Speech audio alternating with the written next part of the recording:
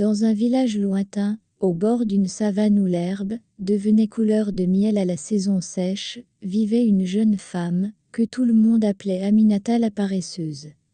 Sa case se trouvait sous un immense baobab, si large que 5 hommes n'auraient pas suffi à en faire le tour. On disait que cet arbre était plus vieux que le village lui-même, et qu'il avait vu passer des générations entières, des naissances, des famines, des fêtes, des départs. Aminata, elle, passait ses journées à l'ombre de cet arbre. Tandis que les femmes pilaient le mil, lavaient le linge au marigot, ou revenaient du marché, avec des bassines pleines sur la tête, elle restait allongée sur sa natte, un bras sous la tête, à regarder le ciel à travers les branches. Son imagination allait et traversait les frontières terrestres. Cette fille a du sable à la place du sang, soupirait sa mère, Fatou. Laisse-la, répondait son père. Peut-être que les esprits l'ont faite pour penser, pas pour courir, ni travailler. Mais Aminata ne pensait pas vraiment. Elle rêvassait. Elle aimait écouter les abeilles bourdonner, sentir la chaleur lui alourdir les paupières, laisser les heures couler comme de l'eau tiède. Les enfants venaient parfois la taquiner. Aminata, le soleil va se coucher, et tu n'as encore rien fait. J'ai respiré, répondait-elle avec un sourire. C'est déjà beaucoup. Ils éclataient de rire avant de repartir en courant. Seul son cousin Issa ne se moquait jamais. Il était pêcheur sur le fleuve, un garçon sérieux au regard calme. Chaque matin, en passant devant le baobab, avec son filet sur l'épaule, il s'arrêtait. Pour avoir de ses nouvelles, ou encore pour l'encourager à en faire plus pour sa vie. Viens au fleuve un jour, Aminata. Tu verrais les hippopotames au lever du soleil. Ils seront encore là demain, répondait-elle invariablement. Un soir, le chef du village convoqua tout le monde sur la place. Le vieux griot, Bala, était assis près de lui, sa cora posée sur les genoux. La saison sèche sera dure, annonça le chef. Le fleuve baisse déjà. Nous devrons nettoyer l'ancien canal d'irrigation pour sauver les cultures. Un murmure inquiet parcourut l'assemblée. Le canal était ensablé depuis des années, envahi par les racines et les pierres. Demain à l'aube, continua le chef, chaque famille enverra quelqu'un pour travailler. Fatou se tourna aussitôt vers sa fille. Aminata, tu iras. Aminata ouvrit de grands yeux. Moi? Oui, toi. Cette nuit-là, elle ne dormit presque pas. Elle écoutait les hyènes au loin et le souffle du vent dans le baobab. Une pensée étrange la troublait, et si elle n'était bonne à rien? La question tournait et retournait dans sa tête. À l'aube, elle accompagna sa mère au canal. Le soleil n'était pas encore levé, mais l'air était déjà chaud. Des hommes creusaient, des femmes transportaient des paniers de sable, des enfants apportaient de l'eau. Aminata resta d'abord immobile, dépassée par le bruit et l'agitation. « Prends ça, dit Issa en lui tendant une petite pelle. Elle creusa maladroitement. Au bout de quelques minutes, ses mains lui brûlaient, son dos protestait, et elle eut envie de s'allonger là, dans le sable. « Je ne peux pas, murmura-t-elle. « Tu peux, répondit Issa doucement. Lentement.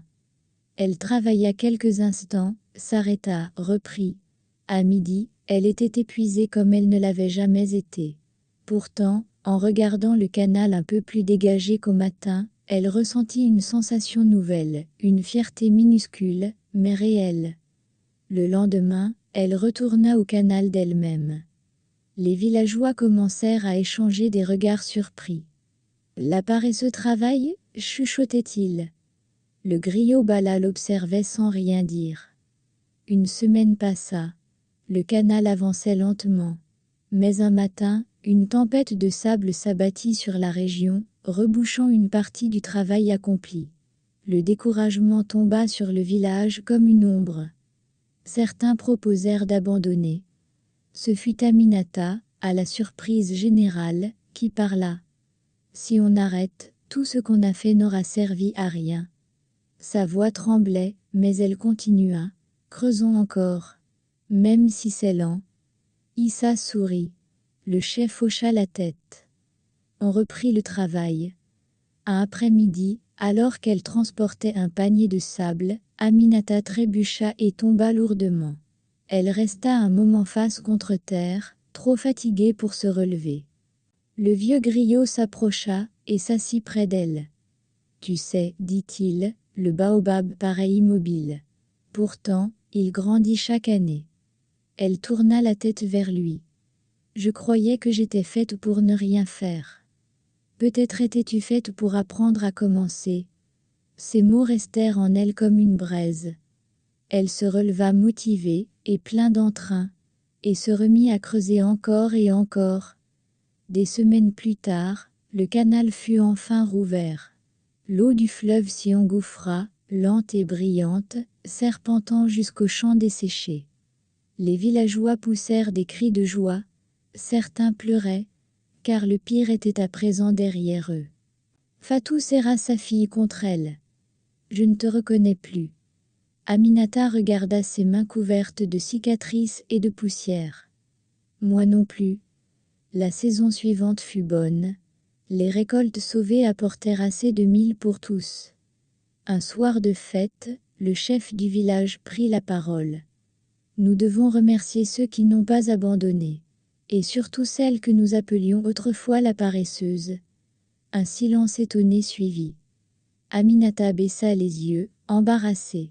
« Elle nous a rappelé que même les plus lents peuvent mener les autres, » continua-t-il.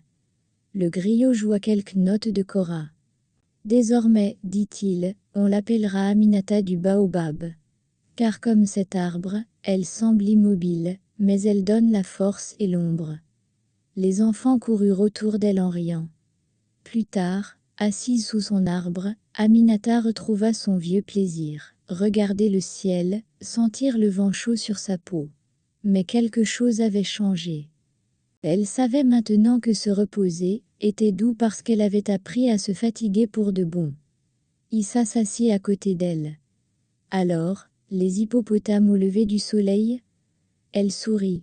« Demain matin. » Il éclata de rire.